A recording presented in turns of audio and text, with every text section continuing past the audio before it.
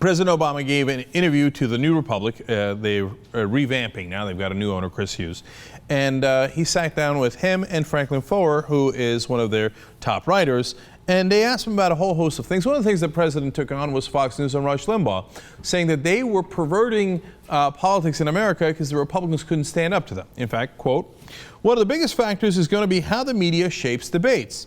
If a Republican member of Congress is not punished on Fox News or by Rush Limbaugh for working with a Democrat on a bill of common interest, then you'll see more of them doing it." Now, this is in response to a general conversation they were having about President Obama's second term. Now, he had said before the elections, hey, they'll wake up after the election if I'm reelected and realize they've got to work with me. When they asked him about that, how's that going so far, he said, not so good, right?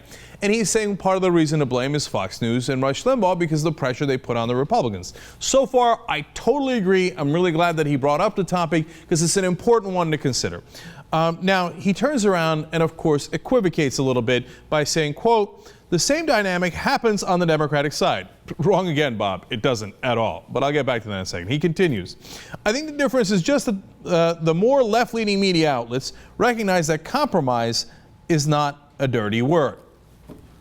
Now, look, if he's talking about the Young Turks, and we actually... Maybe, right? And we keep him honest and say, don't cut Social Security, don't cut Medicare, because that's not what your voters voted for. He might have a point, but he's not talking about us. He's talking about MSNBC. When's the last time they kept Democrats in check? Come on. I mean, you tell me that MSNBC and the rest are like, oh my God, I'm calling out the Democratic politicians for not doing the right thing.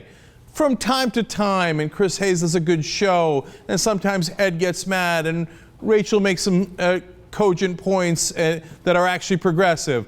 But overall, the lion's share of so-called left-wing media in America is, yay, Democrats! Yay, Democrats when you compromise, yay, Democrats when you fight with the Republicans, yay, Democrats on whatever the hell you're doing. So there is no equivalent to Fox News and Rush Limbaugh saying, Republicans, you're doing the wrong thing, be more conservative. MSNBC and the rest of the so-called liberal media hardly ever does that. They should do that a hell of a lot more.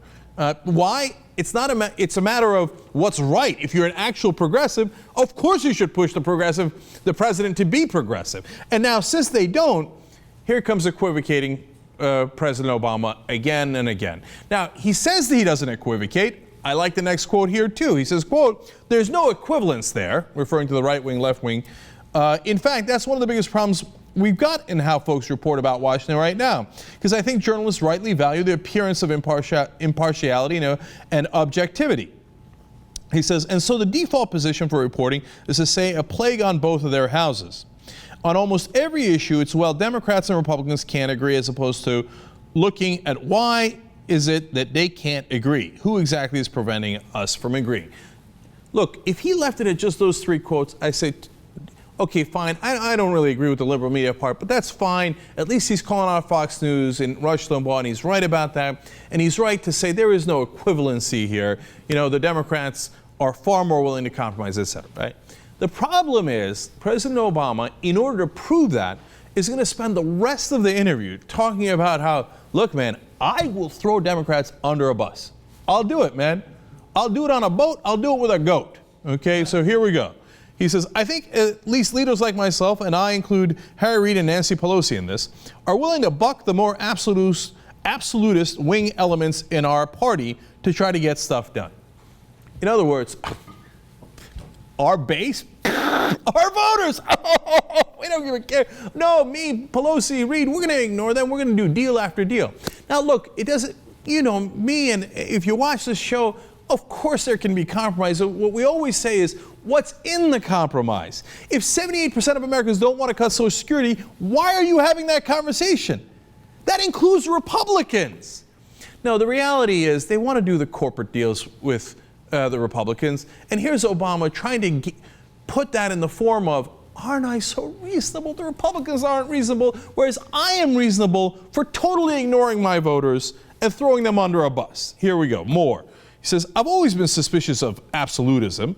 I've always been suspicious of ideological litmus tests. I'm not somebody, when I look back on American history, who believes that one party has got a monopoly on wisdom.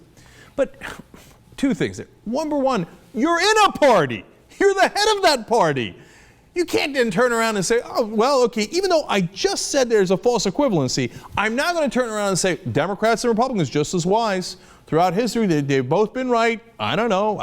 I'm sitting here in the middle. But you're not in the middle. We elected you to be the head of one of those parties and to lead the country in that direction. And that is not absolutism.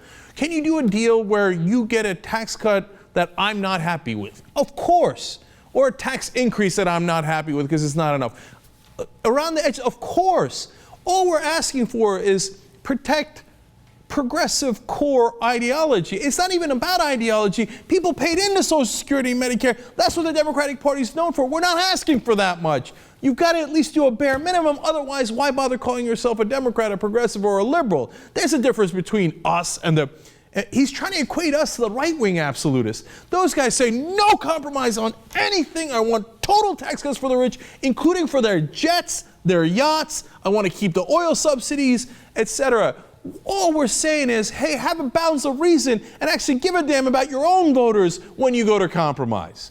But President Obama's not interested in that. He continues. This is what, quote number 3 or 4 on this same line of, believe me, I don't give a damn about Democrats. Quote, and yet I'm confident we could have gotten a Democratic votes for that package, referring to a grander package where they would have done more cuts of entitlement, what they call entitlements, despite the fact that we're going after some Democratic sacred cows. Again, I'm going after Democratic sacred cows, okay? Voters firmly underneath bus. Continuing. But if we can get through this first period and arrive at a sensible package that reduces our deficits, stabilizes our debts, and involves smart reforms to Medicare and judicious spending cuts with some increased revenues and maybe tax reform. And that's the final part of the puzzle.